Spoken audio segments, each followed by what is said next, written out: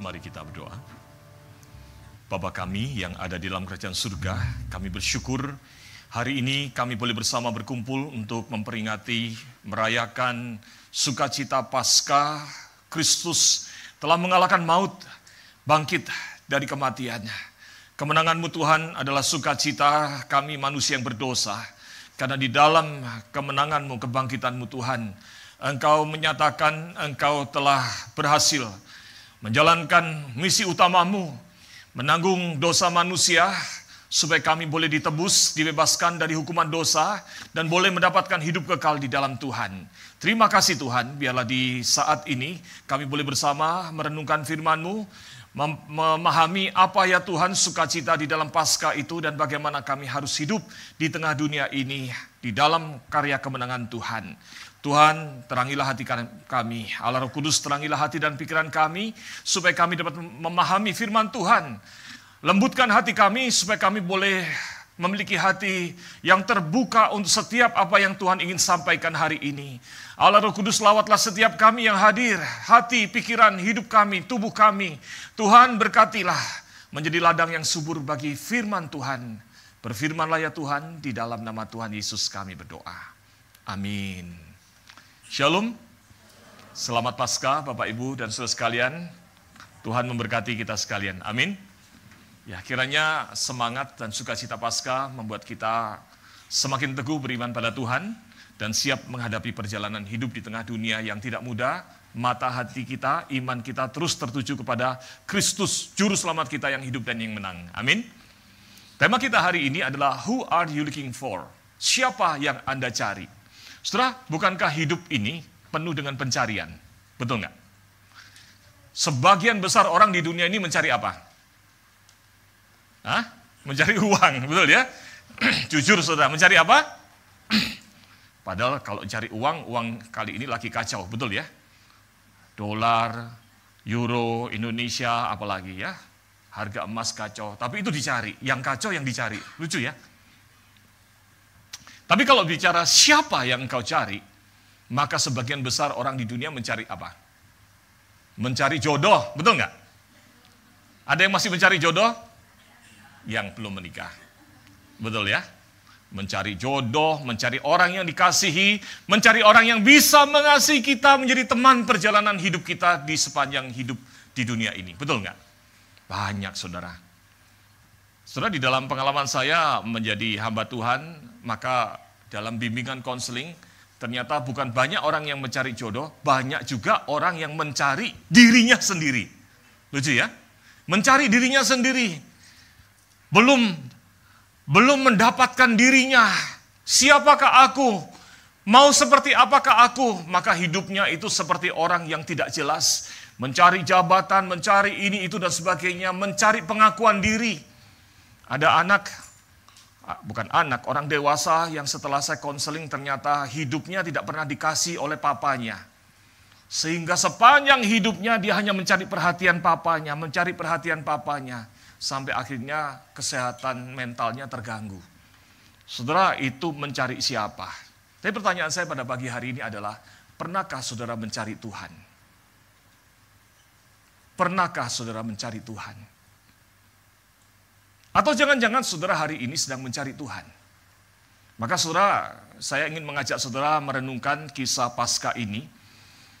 Pada pagi di hari Paskah itu, saudara sekalian, ketika Tuhan Yesus Jumat Agung disalibkan, maka kemudian hari yang ketiga, saudara sekalian, para murid, khususnya para wanita, yaitu Maria Magdalena, Maria ibu Yakobus, dan Yohana, dicatat pergi pagi-pagi sekali ke kubur Tuhan Yesus untuk mencari Tuhan Yesus, untuk memberikan minyak atau balsem, persembahan terakhir mereka, meminyaki jenazah Tuhan Yesus. Kalau boleh, kalau penjaga mengizinkan mereka masuk.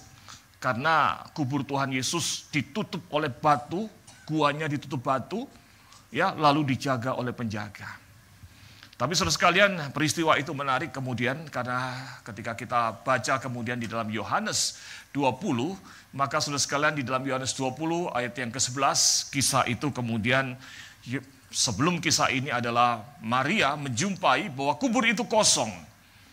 Lalu kemudian dia cepat-cepat balik memanggil Petrus dan Yohanes, lalu mereka lari kembali ke kubur dan Petrus Yohanes tidak menjumpai adanya jenazah Tuhan Yesus. Kubur terbuka tapi tidak ada apa-apa, yang ada cuma kain kafan yang dilipat dengan rapi. Lalu kemudian Petrus dan Yohanes kembali ke tempat mereka berkumpul, tapi Maria tinggal di sana. Dan inilah percakapan yang menarik dari Maria. Mari kita baca bersama, ayat 11 akan saya bacakan, ayat genap saudara yang membacanya, ya, ayat ganjil saya bacakan. Namun Maria berdiri di luar kubur itu dan menangis, sambil menangis ia menjenguk ke dalam kubur itu.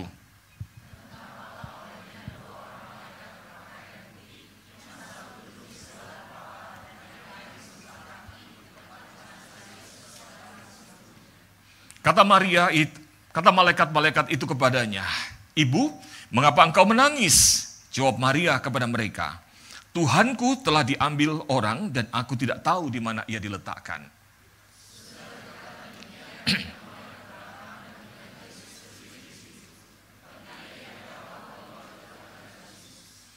Kata Yesus kepadanya, "Ibu, mengapa engkau menangis? Siapa yang engkau cari?" Maria menyangka orang itu penjaga taman, lalu berkata kepadanya, "Tuan, jikalau Tuhan yang mengambil dia, katakanlah kepadaku, di mana Tuhan meletakkan dia, supaya aku dapat mengambilnya."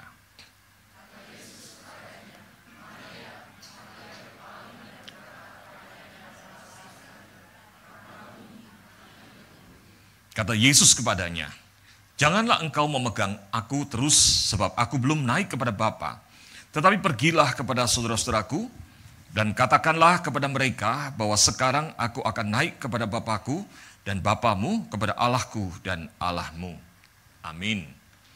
Saudara, di dalam peristiwa di mana Maria sendirian menunggu di kubur yang kosong itu, maka kemudian terjadilah percakapan. Dan percakapan yang menarik yang menjadi tema kita hari ini adalah percakapan Maria dengan Tuhan Yesus. Kata Yesus kepadanya, kepada Maria, "Ibu, mengapa engkau menangis? Siapa yang engkau cari?" Who are you looking for? Siapa yang sedang engkau cari? Saudara, pertanyaan ini kayaknya sederhana, tetapi kalau dipikirkan pertanyaan ini sebetulnya pertanyaan yang sulit. Jawabannya adalah jawaban yang paradoks sebetulnya, kalau saudara pikirkan dengan baik-baik. Mari kita lihat percakapan yang tadi kita baca. Percakapan pertama sebetulnya adalah percakapan Maria dengan malaikat. Betul ya? Malaikat bertanya begini, "Ibu, mengapa engkau menangis? Bukan siapa yang kau cari. Mengapa engkau menangis?" Betul ya? Maria menjawab, jawabannya adalah tentang siapa yang dia cari. Dikatakan, "Tuhanku telah diambil orang." Ketika kemudian Tuhan Yesus bertanya kepada Maria di dalam percakapan selanjutnya, dikatakan, "Ibu, mengapa engkau menangis? Siapa yang engkau cari?" Siapa yang dicari? Halo? Siapa yang sedang dicari Maria? Halo? Saya senang di sini. Jawabannya Tuhan, betul ya? Di tempat lain saya tanya, siapa yang sedang dicari Maria? Jawabannya Yesus. Saudara, kita itu memanggil Tuhan Yesus itu kayak manggil teman kita, Agus, betul nggak? Joko, gitu ya. Mei, ya. Saudara, saya selalu membiasakan memanggil, kalau saudara lihat di dalam catatan-catatan saya di slide saya, atau kalau saya menyebut Tuhan Yesus, selalu sebut Tuhan Yesus. Nggak pernah saya sebut Yesus, rasanya saya nggak layak menyebut Tuhan Yesus begitu rendah dan dekat sampai saya katakan Yesus, gitu ya. Kayak saya manggil anak saya, Karen, gitu ya. Saudara, yang menarik memang di dalam catatan ini disebutkan adalah ketika Maria menjawab adalah, "Tuhanku telah diambil orang." Dan di dalam bahasa Yunaninya, tulisannya itu adalah kurios. Kurios itu berarti adalah Tuhan yang berkuasa, tapi juga digunakan untuk menyebut Tuhan. Kalau saudara melihat, memahami sedikit bagaimana orang-orang Israel dari pembuangan di Babelonia lalu kembali ke Yerusalem, maka kemudian mereka tidak bisa lagi bahasa Ibrani. Sehingga diciptakan, ditulis, diterjemahkan, perjanjian lama yang harusnya ditulis Ibrani itu ditulis di dalam bahasa Yunani. namanya Septuaginta. Dan pada waktu menyebut Tuhan digunakan kata kurios. Kurios itu menggantikan kata Yahweh di dalam Septuaginta itu, perjanjian lama dalam bahasa Yunani. Jadi kata kurios ini di dalam konteks orang Yahudi adalah bicara tentang Tuhan. Nah, Maria ini di dalam bahasa aslinya mungkin menggunakan bahasa Aram karena kehidupan sehari-hari mereka itu pakai bahasa Aram. Jadi mereka kemungkinan Maria itu berkata, Des kaluhi el Mari. Mari itu, Mar itu artinya Tuhan, Mari itu adalah kata yang kebanyakan digunakan untuk menyebut Tuhan. Nanti kalau kita lihat di dalam Yohanes 20 ayat 28 ketika Thomas bertemu dengan Tuhan Yesus. Lalu Thomas, aduh kalau gitu betul. Thomas yang tadinya nggak percaya Tuhan Yesus bangkit. Lalu bertemu dengan Tuhan Yesus. Tuhan akhirnya Thomas mengakui, ya Tuhanku, ya Allahku. Itu adalah Mari wa Allahi. Ya, Mari wa Allahi. Ya Tuhanku dan Allahku. Jadi Mari itu adalah kata yang digunakan untuk menyebut Tuhan. Nah pertanyaannya adalah ketika ditanyakan siapa yang engkau cari, ini jadi paradoks bukan? Siapa yang dicari? Siapa yang dicari? Tuhan. Coba pakai logika. Tuhan kok dicari? Hah? Memang Tuhan di mana? Hilang, diambil orang. Kenapa hilang? Mati. Paradoks enggak? Tuhan bisa hilang, makanya dicari. Kenapa dicari? Karena hilang. Kenapa hilang? Dicuri. Kenapa dicuri? Mati. Masuk akal enggak? Tuhan kok mati? Kok dicuri? Maka saudara sampai titik ini saya ingin mengajak saudara memikirkan satu hal penting. Tuhan yang bisa dicuri bukanlah Tuhan yang layak dicari. Setuju? Tuhan mesti dicari dulu. Kenapa dicari? Karena dicuri.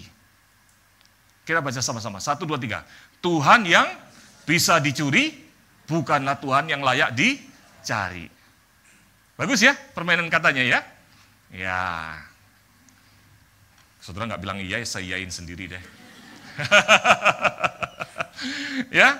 Tuhan yang bisa dicuri adalah Tuhan yang tidak layak dicari.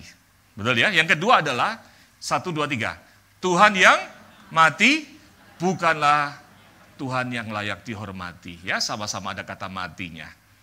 Tuhan kok mati? Ngapain menghormati Tuhan yang mati? Setuju? Tapi saudara berkata, lah tapi Tuhan Yesus kan mati. Kemarin kita bahas di dalam Jumat Agung, betul ya? Ya kalau dia mati, nggak layak dihormati, nggak layak dicari sebetulnya. Betul ya? Saudara mulai bingung, ini pendeta ini sesat nih. Yang ketiga, 1, 2, 3. Tuhan yang kalah oleh kematian tidak dapat memberikan hidup kekal di surga. Nah ini yang penting, betul nggak? Tuhan yang kalah oleh kematian tidak layak dicari. Tidak layak dipercayakan hidup kita. Ngapain mempercayakan sesuatu yang kekal masa depan kita kepada pihak pribadi yang bisa mati, bisa kalah oleh kematian? Lah bagaimana nasib kita nantinya? Kalau saudara mau percayakan, ini kan ekonomi lagi kacau ya, lagi kacau. Lalu saudara bilang, Musa Petrus, saya percayakan deh uang saya daripada deposito, biar saya titipkan 1 miliar ke Musa Petrus. Ini adalah total tabungan saya 1 miliar. Tolong Musa Petrus atur mau ditanamkan saham mana supaya saya bisa cuan. Saudara berani nggak begitu? Halo? Saudara nggak percaya saya? Kebangetan jemaat GKI Karawaci. Saya belum 2 tahun di sini sudah nggak dipercayai lagi. Berani nggak saudara mempercayakan uang saudara 1 miliar itu kepada saya untuk saya olah, saya tanamkan saham, saya belikan saham ini, saham itu, dan saudara bisa untung? Berani nggak? Kebangetan, saya akan bilang sama sinode, tolong saya dimutasikan lagi deh. Asal saudara tahu, saya kalau ilmu pasti, matematika, kimia, fisika, biologi, saya nilainya A. Tapi begitu nilai ekonomi saya E. Untuk melengkapi A sama E kan supaya seimbang ya. Jadi kalau saudara tahu bahwa saya itu nggak mampu mengelola keuangan, lalu menitipkan saya keuangan, itu adalah tidak bijaksana. Betul nggak? Atau kata kasarnya, kurang lah gitu, kurang apa. Lanjutkan saudara sendiri deh. Kalau Tuhan Yesus adalah Tuhan yang mati dan kalah oleh kematian, maka dia bukan Tuhan yang layak dipercayakan hidup kita di masa depan. Betul nggak? Maka saudara tinggalkan. Kalau engkau sedang mencari Tuhan dan Tuhan yang mati, Tuhan yang bisa dicuri, Tuhan yang kalah oleh kematian, memang tidak layak untuk disembah, diimani, dipercayakan hidup kita ke depan. Tapi saudara, yang menarik adalah di dalam kenyataannya adalah Maria menjumpai kubur yang kosong. Dan bahkan dikatakan Tuhan Yesus berdiri di situ. Tuhan menyapa Maria. Kalau kita lihat di dalam Lukas 24 itu menarik sekali. Karena malaikat itu berkata begini kepada para wanita, dikatakan, mengapa kamu mencari dia yang hidup di antara orang mati? Kalau engkau cari orang mati, silakan ke kuburan. Di situ tempat mati.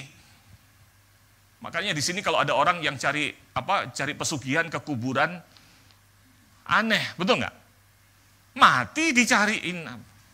Kan gitu kan orang Indonesia ya, ke kuburannya orang sakti, orang yang dituakan, cari uang, bakar menyan, betul ya? Saudara, mencari yang hidup di kuburan, di tempat orang mati, ngapain? Kalau Tuhan yang kau percaya adalah Tuhan yang mati, itu bukan Tuhan. Benda mati, patung dan sebagainya, itu bukan Tuhan. Tuhan itu harusnya adalah hidup. Mengapa kamu mencari dia yang hidup di antara orang mati?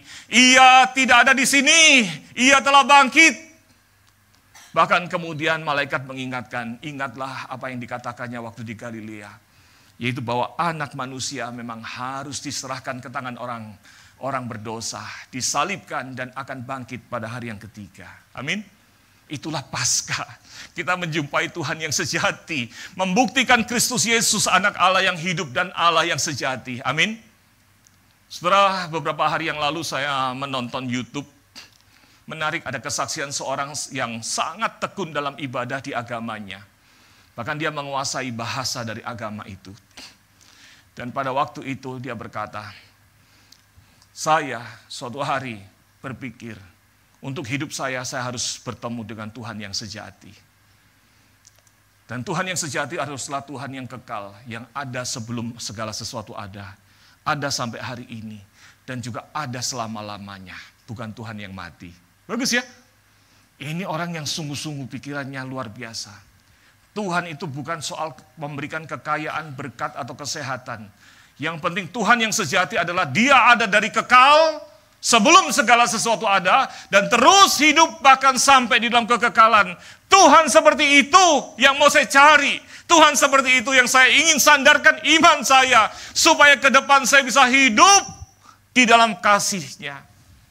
Waktu dia mencari itu, dia membaca di kitab sucinya. Dan di kitab sucinya dikatakan, dia berkata, dia bacalah kitab Taurat dan Injil. Lucu, di dalam kitab sucinya tertulis itu.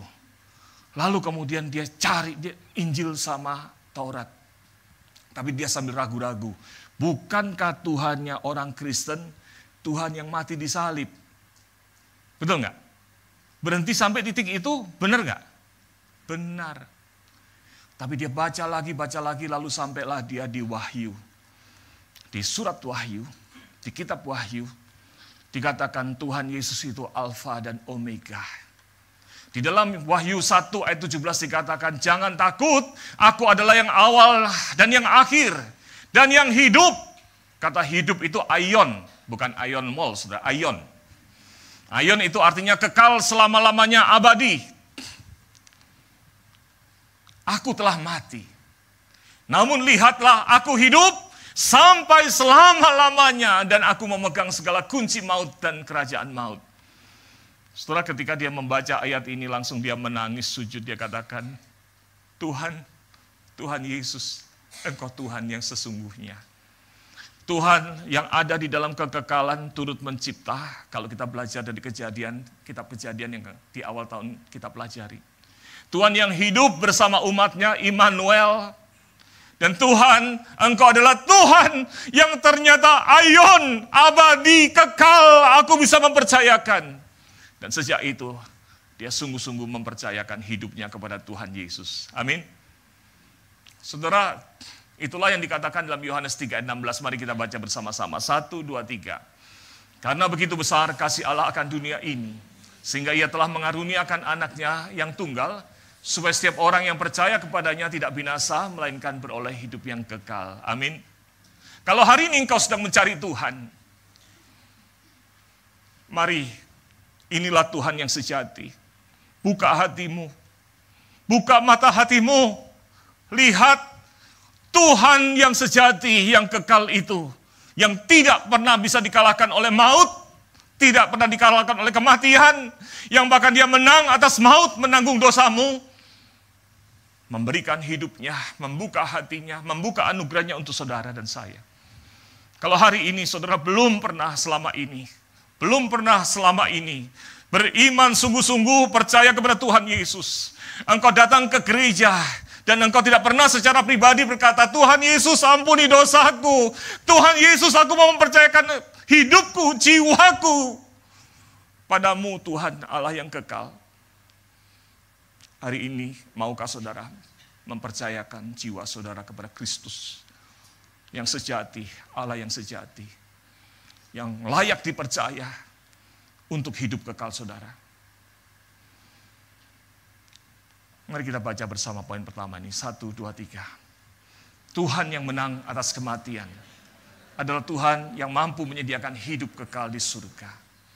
Bertobatlah dan percayakan jiwamu pada Yesus, Tuhan Yesus yang sudah menang atas maut. Amin. Dan kalau saudara hari ini sudah pernah terima Tuhan Yesus sebagai juru selamat pribadi, biarlah ini menjadi iman yang meneguhkan saudara. Who are you looking for? Saudara, yang menarik adalah di dalam kisah ini dikatakan begini, sesudah berkata demikian, Maria menoleh ke belakang dan melihat Yesus berdiri di situ, tetapi ia tidak tahu bahwa itu adalah Yesus. Saudara, kata tahu ini di dalam bahasa Yunaninya adalah melihat melampaui mata jasmani. Ini adalah suatu kegiatan melihat yang disebutnya adalah mental perception atau understanding. Memahami. Kenapa? Karena adanya relasi dan pengalaman. Jadi kata melihat, tidak tahu itu maksudnya adalah tidak mengenali bahwa itu Tuhan Yesus. Lucu ya? Berapa lama Maria berpisah dengan Tuhan Yesus? 30 tahun? Halo? Kalau berpisah 30 tahun, lalu kita ketemu sama orang yang kita nggak pernah ketemu 30 tahun, kita yang kenal dia dari kecil tak gendong-gendong, betul nggak ya? Waktu kecil masih bayi kita gendong-gendong, kita sayang, hidup sama kita selama setahun, 2 tahun, lalu kemudian pindah keluar kota, keponakan kita itu. Lalu 30 tahun kemudian datang ke rumah kita, padahal dulu kita tahu, kita gendong tiap hari, betul ya? 30 tahun kemudian datang ke rumah kita, lalu kita tidak kenali, bisa nggak? Bisa, padahal tadinya kita kenali waktu bayi. Sekarang 30 tahun lagi, dari itu kita nggak kenal lagi. Tapi Maria, berapa lama berpisah dengan Tuhan Yesus? 30 tahun? 3 tahun? 3 bulan? 3 minggu? Berapa yang benar? 3 hari. Bayangin, baru 3 hari. Tidak bisa mengenali lagi Yesus yang selama ini dia layani, dia kasihi, dan mengasihi dia. Kenapa ya? Saudara mungkin berkata, iya Musa, karena di situ dikatakan dia cuma menoleh ke belakang aja. Ngelihatnya ngelirik doang. Ya, kan kita pakai logika gitu kan ya? Oh, ngelihatnya cuma ngelirik doang kok. Setuju nggak? Saudara, kalau saudara berpikir begitu, saudara harus belajar bahasa Yunaninya lagi. Saudara, kata menoleh ke belakang dan melihat, kata melihat itu di dalam ayat ini menggunakan kata theoreo. Theoreo ini kemudian diadopsi dalam bahasa Latin, bahasa Inggris jadinya teori. Nah, di sini kan banyak orang-orang pintar, tapi bukan dukun. Banyak yang berpendidikan, ada dosen dan sebagainya, betul ya? Kita tahu soal teori. Teori itu adalah menggunakan logika ya, mengamati sesuatu. Nah, theoreo itu artinya mengamati, bukan melihat sekilas. Jadi sekalian, ketika Maria itu menoleh, dia bukan cuma ngelirik yang kabur-kaburan begitu, bukan. Dia melihat, mengamati, to observe, melihat dengan sungguh-sungguh. Tapi bisa nggak mengenali? Betul ya? Jadi saudara sekalian, ini peristiwa penting sekali. Pertanyaannya, mengapa ya Maria itu tidak mengenali Tuhan Yesus yang selama ini sangat berarti buat hidupnya? Saya suka apa yang dijelaskan oleh William Barclay. Dia berkata begini, Maria itu tidak dapat mengenali Tuhan Yesus karena air mata penderitaan, kesedihannya dia. Maksudnya bukan secara fisik matanya terhalang sama air mata. Memang air matanya modelnya kayak ter hitam gitu. Kalau air matanya modelnya kayak ter bleb gitu, ya nggak ketok. Nggak ketok itu bahasa Perancis. Ya nggak kelihatan, betul nggak? Tapi bukan itu, maksudnya gini, penderitaan, kesedihan dia membuat dia tidak bisa melihat dengan jernih menggunakan pikirannya. William Barclay berkata begini, kita tidak boleh membiarkan air mata membutakan kita terhadap kemuliaan surga. Air mata bisa saja ada, tetapi melalui air mata kita harus melihat kemuliaan Tuhan. Saudara, Martin Luther, tokoh reformasi gereja, suatu hari mengalami selama beberapa minggu atau mungkin beberapa bulan tekanan, kesedihan sedemikian rupa sehingga Martin Luther yang bersemangat, yang berani itu, wajahnya murung terus selama beberapa bulan itu. Lalu istrinya, namanya Katrina von Bora, jengkel sekali. Kenapa sih suamiku tuh kok sedih banget? Akhirnya dia punya cara. Hari itu dia memakai seharian baju kedukaan warna hitam. Baju berkabung kayak orang yang lagi berkabung. Lalu kemudian Martin Luther menjumpai istrinya itu, Katrina von Bora itu. Luther tanya, "Hei, siapa yang mati? Who died?" Lalu Katrin berkata, "God, Tuhan yang mati." Luther langsung berkata, "Ngaco kamu, ngomong apa sih? Tuhan kok mati?"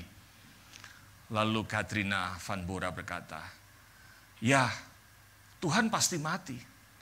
Karena kalau Tuhan hidup, tidak mungkin Dr. Martin Luther, hidup lesu, sedih, kacau seperti hari ini." Setelah itu teguran yang luar biasa buat Martin Luther. Dari situ dia menangis, lalu dia bawa segala pergumulannya pada Tuhan dan dia bersemangat lagi. Penderitaan dunia bisa membuat iman kita lesu. Tidak bisa menyadari kehadiran Tuhan. Betul nggak?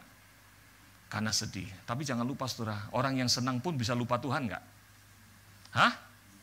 Bisa. Orang miskin karena kemiskinannya bisa nggak lihat Tuhan hadir? Bisa nggak? Tapi orang kaya yang karena kayanya duitnya banyak, nggak kehitung emasnya ternyata 1 ton sehingga waktu emas naik begini dia tambah seneng, betul ya? Bisa nggak lihat Tuhan nggak? Bisa. Matanya ketutup dengan penderitaan ataupun godaan. Maka saudara sekalian, iman itu bisa lesu karena itu. Oleh sebab itu poin kedua kita penting, mari 1, 2, 3. Fokuskan mata iman kita pada Tuhan Yesus yang bangkit dan menang. Jangan lesu. Jangan fokus pada penderitaan atau godaan dunia. Hari ini bila saudara telah menerima Tuhan Yesus sebagai juru selamat pribadi, saudara kehilangan gairah lagi. Musa, 2 minggu yang lalu firman Tuhan menggerakkan saya hidup seolah-olah dikelilingi oleh kasih Tuhan, tapi sekarang saya lesu. Atau tahun lalu waktu KKR saya disegarkan, dan sekarang saya lesu iman saya. Tuhan kok rasanya nggak ada ya? Ada nggak yang merasa begitu? Kalau saudara merasa begitu, jangan salahkan Tuhan ada atau tidak ada. Tuhan tetap ada bersama saudara. Amin. Jangan-jangan mata kita ketutup sama penderitaan atau godaan dunia. Maka hari ini biarlah Paskah menjadi hari untuk membuka mata rohani kita. Fokuskan iman kita jangan kepada penderitaan, jangan pada masalah dunia. Saudara, kalau kita tiap hari mikirin dolar, mikirin emas, mikirin dunia ini, maka saya yakin mata rohani saudara tertutup untuk melihat Tuhan yang hidup dan yang menang. Dan imanmu bisa lesu. Jangan pernah lesu. Di dunia ini satu-satunya yang boleh loyo dan lesu adalah tempe mendoan. Betul nggak? Baru digoreng, diberdirikan sebentar, loyo. Betul nggak? Saudara mau jadi tempe mendoan? Habis digoreng sama KKR hari ini lalu lesu, loyo. Satu-satunya di dunia yang boleh lemes, loyo, lesu adalah tempe mendoan. Ingat, 1, 2, 3. Satu-satunya yang boleh loyo adalah tempe mendoan. Wah, jangan-jangan poin ini lebih didengar. Demikian juga saudara, kalau saudara hari ini belum mengenal Tuhan, engkau sedang mencari Tuhan. Selama ini engkau mungkin mencari Tuhan dengan mata pikiranmu yang teoreo itu, teorimu sendiri.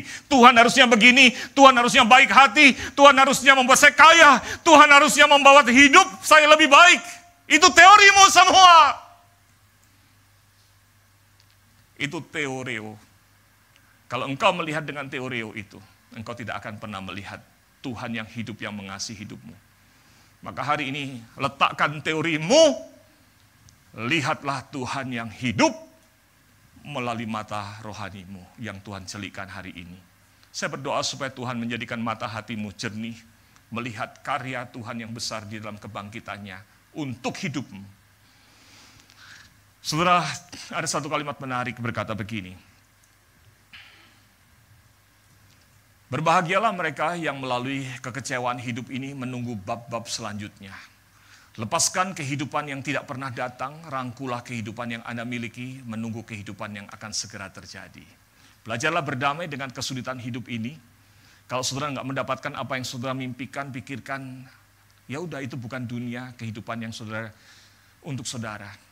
Saudara melihat penderitaan begitu panjang, kok nggak kaya-kaya saya, ya sudahlah jalani hidup ini. Tapi nantikan bab selanjutnya dalam kehidupan ini.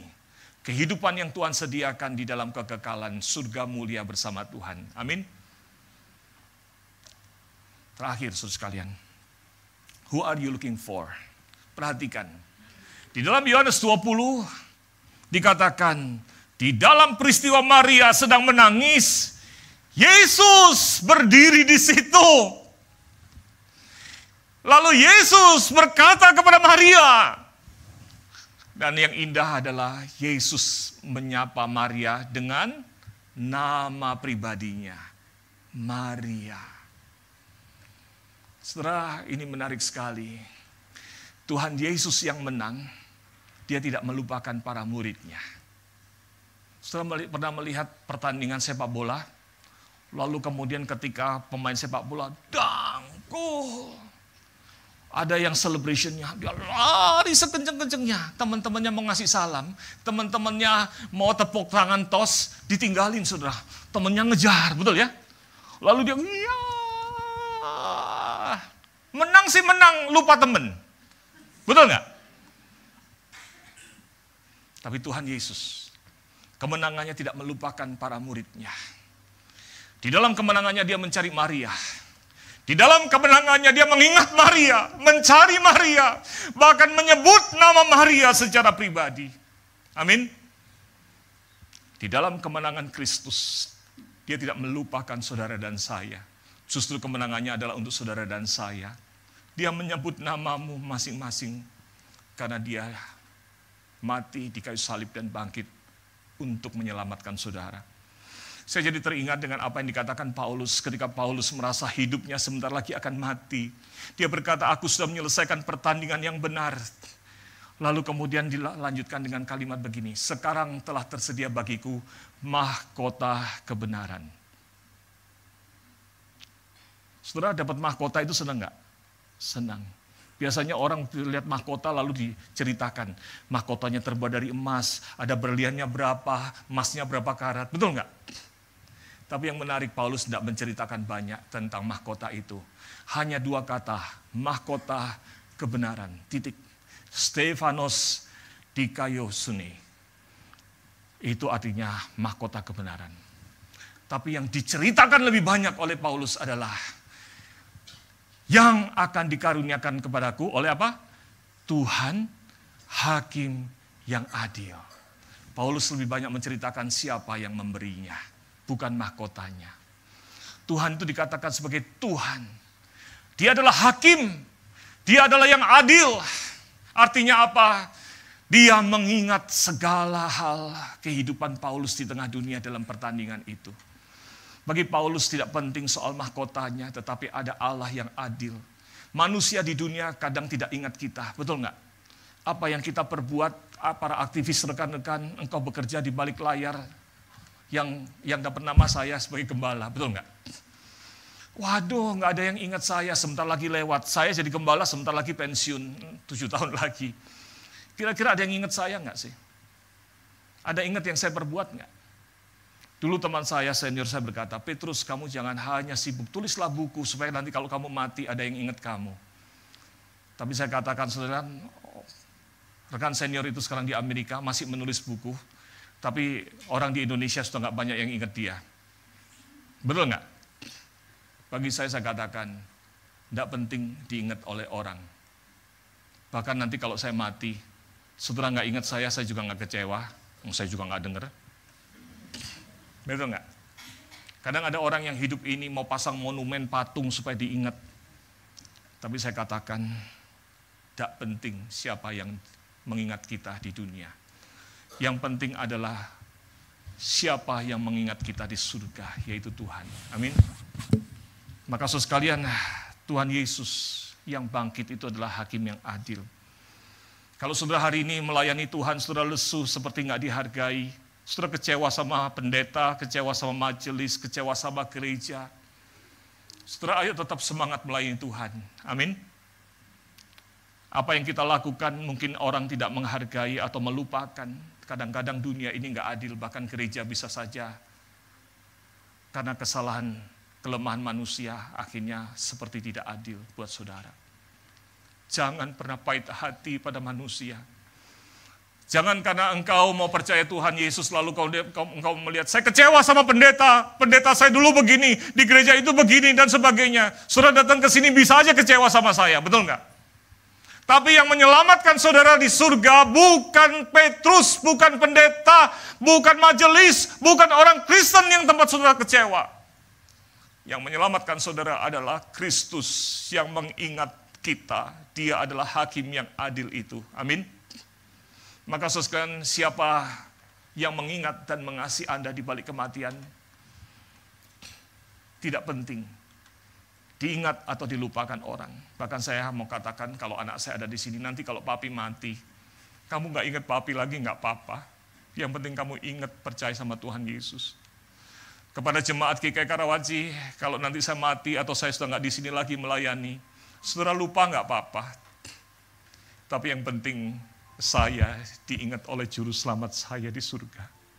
Amin. Kalau gitu pertanyaannya, di balik kehidupan ini, apakah Tuhan Yesus mengingat hidupmu? Apakah engkau telah menerima Tuhan Yesus sebagai Juru Selamat pribadimu? Sehingga engkau dengan yakin menjalani kehidupan ini. Di balik kematian, namamu diingat. Ada di buku kehidupan di surga.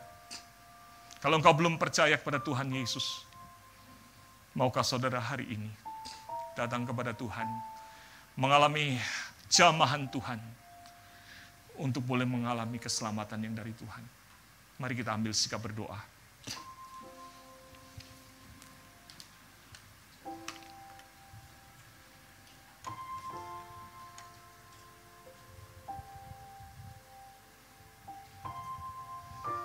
Maukah saudara merasakan kasih Tuhan?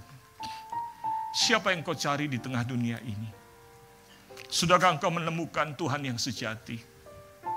Tuhan yang mengalahkan maut, menang atas kematian, Tuhan yang kekal, Tuhan yang mampu menyediakan hidup kekal bagimu di surga. Maukah engkau mempercayai Kristus Yesus Juru Selamat? Maukah engkau mengalami sentuhannya?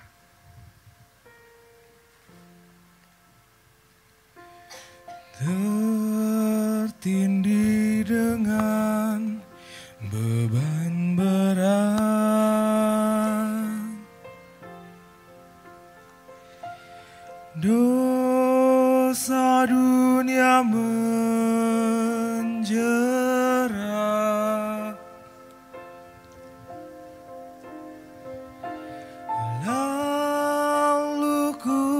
datang pada Yesus.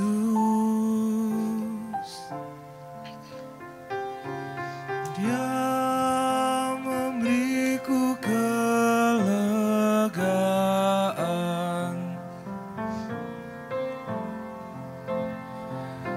Dia jamah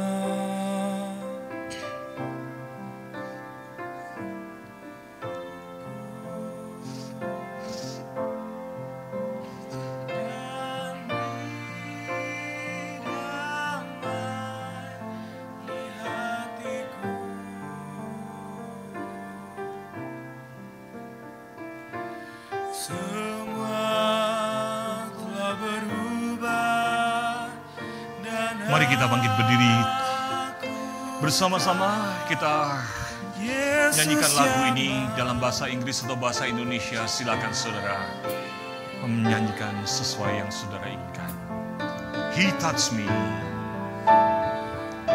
He touched me. He touched me. And all the joy that floods my soul. Something happened. Something happened, and now I know Jesus touched me and made me whole. Dia jamah senap hidupku. Dia jamah senap hidupku. Dan beri damai di hatiku. Semua telah berubah dan aku tahu Yesus jamah ku jadi baru. Mari kita ambil sikap berdoa sementara musik memainkan lagu ini. Sudahkah saudara menemukan Tuhan yang sejati itu? Tuhan yang mengalahkan maut. Tuhan yang kekal adanya. Tuhan Allah, Allah Bapa di surga mengutus anak Allah yang sejati.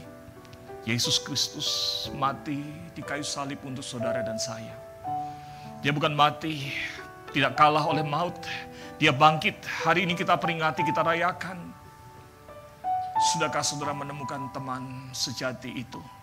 Tuhan yang sejati itu. Maukah saudara mempercayakan hidup saudara kepada Kristus Juru Selamat? Siapakah yang mengingat saudara di balik kematian? Tidak penting manusia ingat atau lupa. Tidak penting anakmu ingat atau lupa. Tidak penting gereja ingat atau lupa. Tetapi yang penting adalah apakah Tuhan Yesus, Allah yang kekal di surga mengingat namamu, menyambut engkau, menyediakan surga itu. Maukah saudara hari ini berkata, kalau saudara belum pernah beriman pada Kristus, belum pernah sungguh-sungguh berkata, Tuhan aku bertobat, aku mau menerima Engkau sebagai juru selamat pribadiku. Kalau saudara belum pernah melakukan itu, dan hari ini Tuhan membuka dirinya, maukah engkau berkata, Tuhan ampuni dosaku, Tuhan selamatkan aku, jadilah juru selamat pribadiku. Bila saudara mau demikian, berkata demikian, mungkin saudara enggan mengangkat tangan, canggung, cukup letakkan tanganmu di dadamu. Biarlah Tuhan yang melihat komitmenmu hari ini. Kalau engkau berkata, Tuhan Yesus ampuni dosaku, jadilah juru selamat pribadiku. Letakkan tanganmu di dadamu. Tuhan mengingat engkau. Juru selamat yang baik. Mengasihi engkau, menyelamatkan hidupmu. Maukah engkau? Sekali lagi, adakah saudara yang demikian? Puji Tuhan, Tuhan melihat tanganmu di dadamu. Haleluya. Yang kedua, mungkin saudara telah mengenal Kristus sebagai juru selamat pribadimu. Tapi air mata dunia atau godaan dunia membuat engkau tidak bisa melihat dengan jernih. Tuhan hadir bersama engkau. Imanmu menjadi lesu. Dan hari ini engkau mengatakan, Tuhan, biarlah di dalam Paskah ini aku kembali memperbaharui komitmen imanku untuk setia kepada Tuhan. Tolonglah aku supaya teguh beriman. Adakah di antara saudara yang demikian? Bila ada, letakkan tanganmu di dadamu sebagai recommitment, membuat komitmen baru lagi di dalam Kristus. Tuhan, aku tidak mau loyo seperti tempe mendoan. Aku tidak mau, Tuhan, iman yang lesu. Buka mataku, mata rohaniku, Tuhan, supaya boleh melihat Engkau, ya Tuhan, yang selalu mendampingi bahkan dalam air mata kesulitan dunia ini. Turunkan tanganmu. Yang ketiga, adakah di antara saudara yang karena peristiwa Paskah yang indah ini terbeban untuk menyampaikan berita Injil ini, melayani Tuhan sebagai pendeta atau hamba Tuhan penuh waktu, supaya lebih banyak lagi orang-orang yang mencari Tuhan boleh mendapatkan informasi, pengetahuan tentang Injil yang menyelamatkan ini. Masih banyak orang-orang di dunia ini yang tertutup hatinya akan berita Injil. Maukah saudara, apakah ada di antara saudara yang mau menjadi hamba Tuhan sepenuh waktu seumur hidup? Kalau engkau dipanggil Tuhan untuk itu, silakan letakkan tanganmu di dadamu. Adakah Tuhan melihat tanganmu? Terakhir, bila engkau selama ini melayani Tuhan atau takut melayani Tuhan karena takut friksi, takut kecewa, takut tidak dihargai, saudara yang melihat apa yang kau lakukan adalah hakim yang adil. Maukah saudara memberikan hidupmu melayani Tuhan di gerejanya, terlibat dalam pelayanan komisi, bidang, melayani orang-orang di sekitar Karawaci, kita perlu memberitakan Injil, melayani di gereja sebagai pengurus bidang dan komisi. Ayo terlibat pelayanan. Bila saudara mengatakan, Tuhan, aku mulai kembali mau gairah melayani Tuhan, letakkan tanganmu di dadamu yang mau melayani Tuhan, terlibat dalam pelayanan di gereja. Adakah Tuhan melihat tanganmu? Haleluya. Mari kita berdoa. Bapa kami yang ada di dalam kerajaan surga, sempurnakan ya Tuhan firman Tuhan di dalam hati anak-anak-Mu. Hamba-Mu terbatas menyampaikan firman-Mu. Hari ini Tuhan kami berdoa untuk anak-anak-Mu ya Tuhan yang hari ini baru pertama kali menyatakan iman percaya kepada Kristus. Oh Tuhan, teguhkan imannya. Tuhan berkati hidupnya. Allah Roh Kudus meteraikan dia menjadi milik Tuhan selamanya. Dan Tuhan berikan pertumbuhan iman dalam dirinya, supaya perjumpaan dengan Allah yang sejati itu boleh menjadi arah hidup yang baru, di dalam hidup yang dibaharui dalam Tuhan. Kami berdoa Tuhan untuk anak-anak-Mu yang hari ini memperbaharui komitmen iman kepada Tuhan. Mungkin sudah lesu beberapa lama, beberapa tahun. Hari ini biar disegarkan kembali oleh Tuhan iman percayanya, melihat Tuhan yang hidup itu, menyadari Tuhan yang mendampingi. Yang berkomitmen menjadi hamba Tuhan, Tuhan teguhkan imannya, boleh melangkah. Tahun ini dan tahun kemarin ada 3 anak-anak-Mu di gereja GKI Karawaci mengambil komitmen menjadi hamba Tuhan dan mulai masuk sekolah teologi. Tuhan, kami rindu lebih banyak lagi anak-anak-Mu yang boleh menjadi hamba-hamba Tuhan yang Tuhan pakai secara penuh waktu melayani Tuhan. Teguhkan komitmen mereka Tuhan. Teguhkan komitmen anak-anak-Mu yang ingin melayani Tuhan di gereja-Mu, supaya gereja-Mu boleh bertumbuh menjadi tempat di mana menjadi berkat bagi orang di sekitar di Karawaci ini, dan bertumbuh ke dalam maupun bertumbuh keluar memuliakan Tuhan. Di dalam nama Tuhan Yesus kami berdoa. Amin. Silakan duduk Bapak Ibu sekalian. Bapak Ibu dan saudara sekalian, saat tadi masuk ke dalam ruang kebaktian ada disediakan kartu komitmen. Kartu komitmen ini tujuannya pertama adalah supaya kami para hamba Tuhan dapat mendoakan Bapak Ibu. Bukan hari ini, tetapi kita akan kolek menjadi doa kita. Dan ada 4 pilihan hari ini. Bila saudara adalah baru pertama kali menerima Tuhan sebagai juru selamat pribadi, saudara dapat memilih di nomor yang pertama atau pilihan yang lainnya. Silakan saudara sekarang mengisinya. Nanti kartu komitmen ini akan dikumpulkan bersama-sama saat kita akan mengumpulkan kolekte, ada kantong tersendiri, ya, kantong kertas untuk mengumpulkan komitmen saudara. Apapun bentuk komitmen saudara, kertas itu kumpulkanlah, ya. Termasuk juga saudara yang nggak mengisi, kumpulkan nggak apa-apa, ya. Saudara yang membutuhkan alat tulis bisa angkat tangan supaya dapat dibantu. Adakah yang membutuhkan alat tulis? Tidak ada, ya? Adakah yang membutuhkan alat tulis bisa dibantu? Mohon para konselor, Pak Wandi di sebelah depan ada. Adakah lagi yang membutuhkan alat tulis? Silakan angkat tangan. Saudara dapat memilih apakah dengan menuliskan komitmen saudara, saudara mau dihubungi atau tidak mau dihubungi, gitu ya. Jadi saudara jangan ragu untuk menuliskan komitmen, karena di dalam komitmen ini, kalau saudara merasa yang penting saya didoakan sama Musa, tulis aja, gitu ya. Tidak untuk dihubungi. Tapi kalau saudara siap untuk dihubungi, saudara ingin dibimbing mengenal Tuhan lebih sungguh-sungguh lagi, maka saudara kasih contreng di sana, bersedia dihubungi. Nanti rekan-rekan hamba Tuhan dan juga para konselor di dalam seminggu ini akan mengontak saudara. Melalui telepon bisa berdoa bersama, atau kalau mau ketemu bisa dilakukan. Ya. Baik, sambil saudara mengisi kartu komitmen itu, ya, siapkan kartu komitmen saudara, nanti akan dikumpulkan bersama dengan persembahan. Jangan lupa tuliskan nama.